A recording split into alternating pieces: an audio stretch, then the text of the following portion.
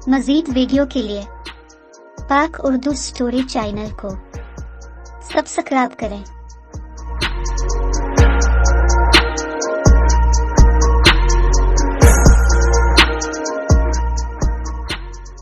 किसी जमाने का जिक्र है कि एक बिच्छू और एक कछुआ एक दूसरे के हमसाए थे और इकट्ठे जिंदगी बसर कर रहे थे। इनकी दोस्ती इतनी गहरी थी कि शब और रोज एक दूसरे से जुदा ना होते थे।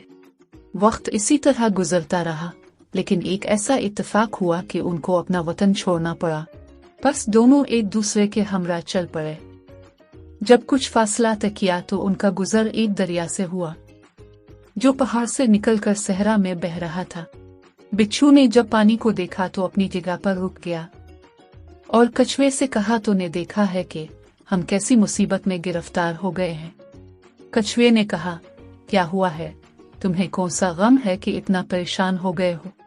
बिच्छू ने कहा, इससे बढ़कर क्या गम होगा कि ना तो मैं अपने वतन की तरफ वापस जा सकता हूँ और ना ही तुझसे जुदाई की हिम्मत है और ना ही पानी को उबूर कर सकता हूँ। अगर मैंने पानी में कदम रखा तो गर्क हो जाऊंगा। कछुए ने कहा, गम ना करो, क्योंकि हम एक दूसरे के दोस्त हैं। चूंकि मैं आसानी से पानी में तैर सकता हूँ, इसलिए अपना सीना तुम्हारे लिए ढाल बना दूंगा। मेरी पीठ कश्ती की मानिंद तुम्हारे इख्तियार में होगी। मैं तुझे अपनी पीठ पर सवार कर लूंगा और पानी से गुजार दूंगा, क्योंकि पुराने लोगों ने कहा है, जो दोस्त मुश्किल से हाथ आता है से आसानी से नहीं खोना चाहिए।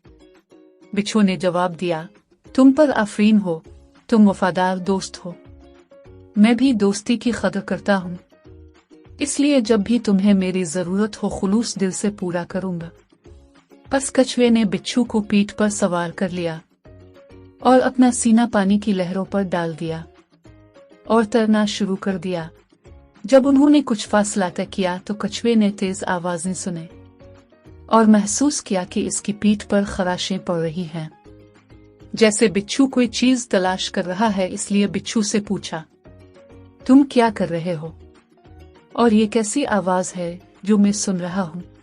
बिच्छू ने जवाब दिया, कुछ भी नहीं, मैं तुम्हारी पीठ का इम्तिहान ले रहा हूँ कि कौन सी जगह पर डंक मार सकता हूँ। कछुआ इस हरकत से बेहद हैरान हुआ और गुस्से से कहा, ए बेइंसाफ, बेमुरव्वत, मैंने अपनी जान खतरे में डाल रखी है और तुझे अपनी पीठ पर उठा रखा है और तू सुकून से दरिया का सफर कर रहा है, बल्कि निहायत सलामती से भंवर से भी गुजर रहा है।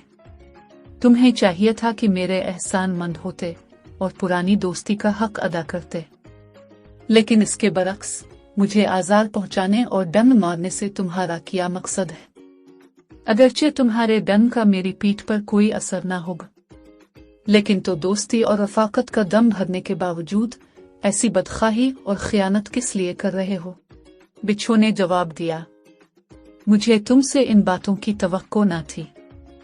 असल मामला बदखाही और खियानत का नहीं है, लेकिन जिस तरह आग का खासा यह है कि इसके सामने जो चीज आती है इसे जला देती है, इसी तरह मैं भी बिच्छू हूँ और मेरी तबीयत का खासा भी यही है कि डंक मारूं, वरना तुझसे मेरी कोई दुश्मनी नहीं है, ताहम उसके बावजूद भी तुम्हारा दोस्त हूँ।